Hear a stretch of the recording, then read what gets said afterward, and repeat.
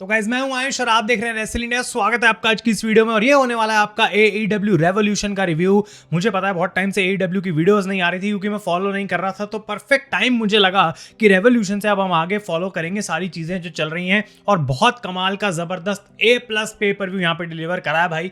सिर्फ main event में जो इन्होंने कचरा किया उसके अलावा 90% शो वॉज एक्सीलेंट। तो इसके बारे में डिस्कस करेंगे, वीडियो के एंड तक आप बने रहें और अपने ओपिनियंस या बेस्ट मोमेंट्स जो आपको इस शो पे लगी, जो भी आपके थॉट्स चल रहे हैं शो के अराउंड, मुझे कमेंट्स में जरूर बताना। Adam Hangman page versus MJF, इस मैच को बिल्ड करा जा रहा था पर्सनल लेवल पे, काफी ज्यादा हीट थी इन दोनों के बीच में। और वो जो पाइल ड्राइवर लगाया भाई MJF ने एडम हैंगमैन पेज के ऊपर, मजा आ गया उसको देख के। बहुत ही ज्यादा ब्रूटल था, अनबिलीवेबल था और ऐसी तो भाई कोई कमी नहीं है पूरे शो में ऐसी मोमेंट्स की। और angels wings, oh my God, जो लगाया भाई यहाँ पे हैंगमैन पेज ने MJF के ऊपर, मुझे ऐसा लग रहा था उनका मुंह टूट के अलग हो जाएगा जिस तरीके से वो लैंडिंग हुई थी, बहुत ब्रूटल था। लेकिन एट द एंड यहाँ पे MJF को लॉस दिया गया, हैंगमैन पेज जीत चुके हैं। और आई डोंट नो कि ये इनकी फ्यूड का एंड है या फिर नहीं, लेकिन यहाँ पे क्लियरली मुझे ऐसा लग रहा है कि ये आगे बढ़ सकती है। Adam Hangman Page defeated MJF at Revolution. इसके बाद TBS चैंपियनशिप मर्सिडीज मोने का मैच हुआ अगेंस्ट मोमो वटानबी, और ये मैच जबकि एक बहुत ही बढ़िया रेसलिंग मैच था, इसके अलावा मैं यहाँ पे कुछ कह नहीं सकता। मर्सिडीज की तारीफ हम करते चले जाएंगे जब तक ये इंप्रेस करती जाएंगी हमें अपनी रेसलिंग से। एक रेसलिंग शो के ऊपर एक कमाल का रेसलिंग मैच देती जा रही है, तो उनके टाइटल रिटेन करने में हमें कोई प्रॉब्लम नहीं है। सिर्फ वो एक कमाल की स्टोरी लाइन की जो है वो थोड़ी सी मुझे कमी लग रही है, जबकि इसको मैं ज्यादा डिग्रेड नहीं कर सकता बिकॉज ज्यादा स्टोरी मैंने ये वाली फॉलो नहीं करी थी। बट मर्सिडीज मने इज स्टिल द चैंपियन, बहुत जबरदस्त मैच मुझे लगा। अब जो पहली सबसे बड़ी हाईलाइट आई शो की वो थी स्वर्ज स्ट्रिकलैंड वर्सेस रिकोशे, और ये मैच होने वाला था AEW वर्ल्ड चैंपियनशिप के नंबर 1 कंटेंडर के लिए, यानी कि इन दोनों में से अब कोई जाएगा आगे, इसको पुश दिया जाएगा। और रिकोशे जब से आए हैं, जबकि उनकी पहली मेन फ्यूडी ये है, वो वर्ल्ड चैंपियनशिप तक अपना रास्ता इससे तय कर सकते थे। ये बहुत ही बड़ी मोमेंट थी उनके लिए। जो स्टार्टिंग में मैच में देखने को मिला वो बहुत शॉकिंग था, बिकॉज प्रिंस नाना को धक्का मार देते हैं स्वर्ज स्ट्रिकलैंड और प्रिंस नाना वहां से चले जाते हैं। तो ऐसा लगता है क्या नाना टर्न कर चुके हैं यहाँ पे स्वर्व के ऊपर। तो यहाँ पे भी कोई कमी नहीं थी भाई, क्लोज किकआउट्स की, मूव्स की डेफिनेटली। और स्वर्व स्ट्रॉम पे रिकोशे किकआउट करते हैं और उसके बाद खुद अपना 630 सेंटॉन लगाते हैं, जिसका कनेक्शन इतना क्लासिक हुआ था, मजा आ गया था देख के। दर्द हुई होगी भाई स्वर्व को वहां पे, पर फिर भी वो किकआउट कर देते हैं। तो ये जो रोप था रिकोशे का रिंग साइड पे, उसको वो पहनने जाते हैं, ज्यादा ही अपने एटीट्यूड वो दिखा रहे थे, बट प्रिंस नाना वापस आ जाते हैं और वो छीनना स्टार्ट कर देते हैं उनसे वो रोप। तो रिकोशे का ध्यान जरूर यहाँ पे भटक रहा था और उसके चलते स्वर्ज स्ट्रिकलैंड एक डाइव लगाते हुए आते हैं रोप्स के बीच में से, बट उसको कन्वर्ट कर दिया जाता है एक डेथ वैली ड्राइवर में आउटसाइड द रिंग। अनबिलीवेबल ये भी स्पॉट था। और उसके बाद रिकोशे जो है अपना ये रोप पहन के काफी ज्यादा और भी चमक रहे थे भाई, दिखा रहे थे। उसके बाद वो वर्टिगो फिनिशर लगाते हैं जिसपे किक आउट हो जाता है, उनको यकीन नहीं हो रहा था और स्वर्व कम बैक करते हैं, 2 बार हाउस कॉल लगाते हैं, दोनों बार जो है वो रिकोशे कर देते हैं किक आउट। लेकिन फाइनली बिग प्रेशर लगाते हैं स्वर्व, जीतते हैं इस मैच को और वो रोप जो है वापस दे देते हैं प्रिंस नाना को जहां पे वो बिलोंग करती थी। और स्वर्व और नाना का जो रिलेशनशिप है वो डेफिनेटली यहाँ पे दूर दूर तक ब्रेक नहीं हुआ। रिकोशे हार चुके हैं, स्वर्व जीत चुके हैं, and swerve Strickland is the new number 1 contender for the AEW world championship. और उनका रोल यहाँ पे शो में अभी खत्म नहीं हुआ था, मस्त था, मजा आ गया इस मैच को देख के भी। और रिकोशे के बारे में मैं यही बोलूंगा, जबकि थोड़ा क्रिंज कैरेक्टर जरूर होगा, लेकिन वही वो अपनी स्टोरी लाइंस और मैचेस डिलीवर करने में कोई भी कमी नहीं छोड़ रहे हैं। इसके बाद AEW continental championship Kazuchika Okada versus Brody King, और सेम ओपिनियन यहाँ पे रहेगा मर्सिडीज वाले मैच की तरह। ओकाडा इज क्रेजी मैन, मतलब जिस तरीके से वो रेसल कर जाते हैं हर बार ऐसा लगता है कि बहुत लाइट वर्क है इनके लिए, इनको कोई फर्क ही नहीं पड़ रहा, लेकिन अच्छे मैचेस जरूर देते हैं। थोड़ा मुझे लगता है कि लोग ज्यादा रिलेट नहीं कर पाते ओकाडा के कैरेक्टर से, लेकिन उनको चैंपियनशिप रन जो है वो काफी लंबी ऑलरेडी दे दी गई है। और देख के ऐसा बिल्कुल भी लग नहीं रहा कि किसी भी टाइम ओकाडा इस चैंपियनशिप को भी हारेंगे। तो ही retained against Brody King. AEW continental championship का मैच भी डिसेंट था। इसके बाद टैग टीम टाइटल्स मैच देखने को मिला जहां पे आउट रनर्स चैलेंज कर रहे थे द हर्ट सिंडिकेट को, और एक बार फिर से आउट रनर्स आते हैं यहाँ पे, तो लोग बहुत ज्यादा इन्वॉल्व रहते हैं भाई। टैग टीम जो है वो एक्शन काफी बढ़िया था, लेकिन हर्ट सिंडिकेट को यहाँ पे लॉन्ग रन दिया जाएगा विद द चैंपियनशिप। बहुत सारी टीम्स आएंगी, बहुत सारी टीम्स हारेंगी, लेकिन हर्ट सिंडिकेट चैंपियंस बने रहेंगे, ऐसा मेरा मानना है। तो Bobby Lashley and Shelton Benjamin जीत गए और अपने चैंपियनशिप्स को उन्होंने यहाँ पे रिटेन कर लिया है। अब अगले मैच की बात करेंगे and this was one of the best shit that I have seen AEW की तरफ से। भाई कमाल कर दिया, मजा कर दिया।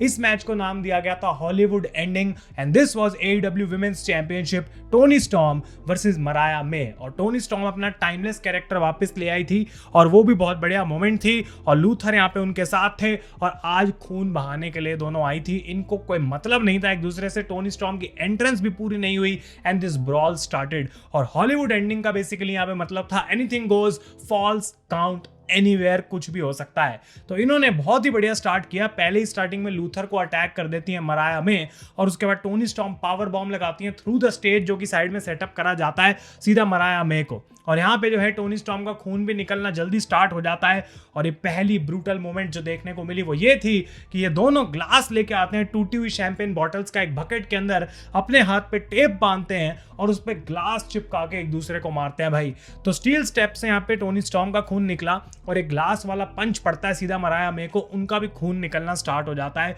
और बहुत ही ज्यादा यहाँ पे जो कहते हैं ना ग्रोस खून वाली मोमेंट्स दिखाई गई इस पूरे मैच के अंदर। जो क्लोज अप शॉट्स थे, पूरा चेहरा लाल हो चुका है खून से। यूजुअली AEW में इतना खून हमें देखने को मिलता नहीं है, पर इस पेपर व्यू में इन्होंने भाई सारी अपनी खून की बोतलें बहा दी, कुछ नहीं छोड़ा इन्होंने। तो स्टॉर्म 0 पे किक आउट हो रहा है, मेडे पे किक आउट हो रहा है।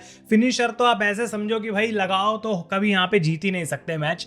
तो ये लड़ते लड़ते रैंप पे चले जाते हैं, दोनों की हालत बिल्कुल खराब हो चुकी है, बड़े बड़े मूव्स एक दूसरे पे लगा चुके हैं।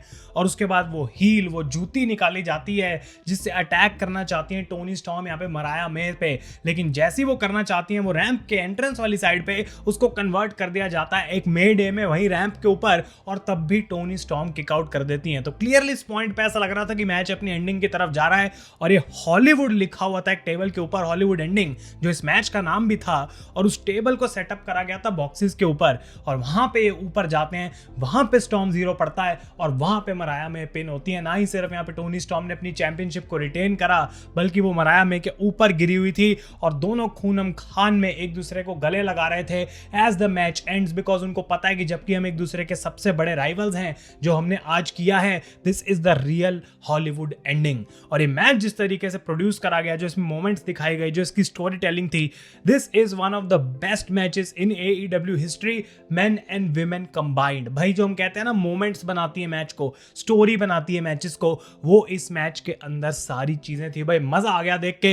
And Tony storm is still the AEW women's champion. इसके बाद AEW इंटरनेशनल चैंपियनशिप का मैच देखने को मिला, केनी ओमेगा अगेंस्ट कोनोसुके टकेशिटा। यहाँ पे रिंग साइड पे डॉन कैलिस की तरफ से बहुत सारी इंटरफेरेंसेस की कोशिश करी जा रही थी, बट केनी ओमेगा आज सिर्फ एक ही चीज सोच के आए थे कि मुझे इस मैच को जीतना है। और टकेशिटा ने जबकि अपनी सारा जोर लगा दिया, हर एक चीज करने की वो कोशिश करी जो वो कर सकते थे, but Kenny Omega still defeated him. और डॉन कैलिस के लिए ऑनेस्टली ये बहुत ही बुरा दिन था रेवोल्यूशन का, बिकॉज उनकी फैमिली जो है वो हारती हुई दिखाई दे रही है पूरे कार्ड के ऊपर। यहाँ पे केनी ओमेगा जीत चुके हैं, टकेशिटा को हरा चुके हैं, तो काफी लंबी रन चली कोनोसुके टकेशिटा की और फाइनली केनी ओमेगा ये टाइटल जीत चुके हैं, जो कि एक पॉइंट पे उनके पास आना ही था। और अब ये लंबी रेन को खत्म करने के बाद ओमेगा अपनी रेन को स्टार्ट करेंगे, जो कि बहुत इंटरेस्टिंग होने वाली है इस पूरे नए सेटअप के अंदर। अब अगला मैच एक और एब्सोल्यूट बैंगर था भाई, और इसके लिए मैं इंतजार कर रहा था। ये वो मैच है AEW का कि तुम कितनी बार भी कर लो, this is like Gunther versus Sheamus, this is like Drew McIntyre versus Sheamus, this is like Usos versus New Day. कितनी बार भी इस मैच को कर लो भाई, क्लासिक ही होगा, इसके ऊपर लिख के ले लो, चाहे कोई भी स्टिपुलेशन हो या ना हो। But this was will osprey versus Kyle Fletcher, एक स्टील केज मैच। और एक बार फिर से सिर्फ पर्सनल है चीजें, एक दूसरे को मारना है, कोई कहीं भाग के नहीं जा सकता। आ जाओ भाई, दिखाओ तुम क्या कर सकते हो। और इस मैच में जो ब्रूटल मोमेंट्स हमें देखने को मिले हैं भाई, भगवान करे कि ये दोनों बंदे काफी हट्टे कट्टे रहे हैं भाई, बिकॉज जो चीजें इन्होंने करी है इस मैच के अंदर, आराम से कोई भी बंदा अपनी हड्डी पसली तोड़ के अपना करियर खत्म कर सकता था। और उस लेवल की ये परफॉर्मेंस दोनों देके चले गए हैं। हमें ब्लड ऑब्वियसली यहाँ पे देखने को मिलने वाला था। शुरू ये क्रेजी हार्ड हिटिंग शॉट से होता है और उसके बाद मार्क डेविस यहाँ पे आ जाते हैं, एक बार्ब्ड वायर बैट लेके वो घुस जाते हैं अंदर केज के, उनको तो मार दिया जाता है, लेकिन विल ऑस्प्रे के पास भी ये बैट आ जाता है देखने को मिलता है, और उससे काफी अटैक चला। तो इस दौरान इन दोनों को खून तो निकल चुका था भाई, एक दूसरे को केज में उठा के फेंक रहे हैं, ऑलरेडी इनकी हालत धीरे धीरे खराब हो रही थी। लेकिन उसके बाद थम टैग्स बाहर आ जाते हैं। थम टैग्स वो वेपन जो one of the most dangerous है रेसलिंग में, और वो निकाला जाता है और उसके ऊपर ना ही सिर्फ कुछ आम मूव लगाया गया, बल्कि एक स्टाइल्स क्लैश लगाए गए, भाई दिमाग खराब हो गया था जिस तरीके से काइल फ्लेचर को यहाँ पे स्टाइल्स क्लैश पड़ती है ऑन अ स्टैक ऑफ थम्बटैक्स। भाई जितना दर्द उनको हुआ होगा वो देख के ही मुझे कुछ कुछ हो रहा है। और उसके बाद गेम में आता है नया वेपन जो कि फेवरेट वेपन है डॉन कैलिस का, और वो है एक स्क्रू ड्राइवर। इसको मैच में डाला जाता है और उसके बाद धीरे धीरे चढ़ के केज के ऊपर चले जाते हैं, वहां लड़ रहे होते हैं। वहां ऊपर दोबारा स्क्रू ड्राइवर बाहर आता है, जहां पे इस बार फाइनली विल ऑस्प्रे को एडवांटेज मिला और वो सर पे बजा देते हैं यहाँ पे सीधा काइल फ्लेचर के स्क्रू ड्राइवर को। और यहाँ पे उनका बहुत ही बड़ा प्लान था, बहुत ही खतरनाक प्लान था, और ये प्लान था भाई to hit a Spanish fly from the top of the effing cage. My God, Spanish fly लगाते हैं यहाँ पे विल ऑस्प्रे काइल फ्लेचर को, दिमाग खराब करके बॉडी तोड़ दी उनकी, लेकिन तब भी यहाँ पे उनके लिए इनफ नहीं था। आज तो इसको खत्म करना है, इसकी जान ही निकालनी है। हिडन ब्लेड लगाते हैं जो कि one of the best finishers मुझे लगता है रेसलिंग के अंदर। और ये भी काफी नहीं था, टाइगर ड्राइवर 91 जो इतना मेजर मूव रहा है इनकी पूरी स्टोरी लाइन में। And finally will osprey pin कर देते हैं काइल फ्लेचर को। और जब टकेस्टा हारे थे तो थोड़ा डॉन कैलिस इधर उधर भाग रहे थे, फड़फड़ा रहे थे।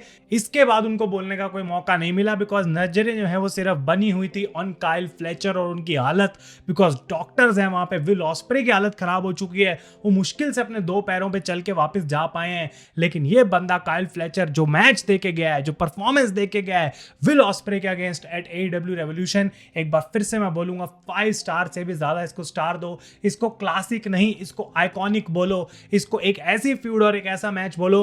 और हम कंपेयर नहीं करेंगे यहाँ पे WWE से AEW से, वो बच्चों वाले काम इस चैनल पे होते नहीं है।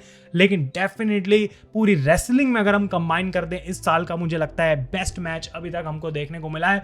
और ज्यादा अभी ये साल हुआ नहीं है, जबकि इतने अच्छे मैचेस और भी हमें देखने को मिल चुके हैं। मुझे लगता है बिल्कुल उस नंबर 1 वाले स्पॉट के लिए मैच फाइट कर रहा है। अनबिलीवेबल ये मैच था और विल ऑस्प्रे ने हरा दिया काइल फ्लेचर को। Jon Moxley versus Adam Copeland यानी कि Cope for the AEW world championship. इस मैच में फाइनली जो है इन्होंने कोई खूनम खान इतनी नहीं करी, उसकी जरूरत और इस शो पे इस टाइम पे नहीं थी। और जो सबसे बड़ी मोमेंट थी इस मैच की, काफी टाइम तक ये लड़ते रहे।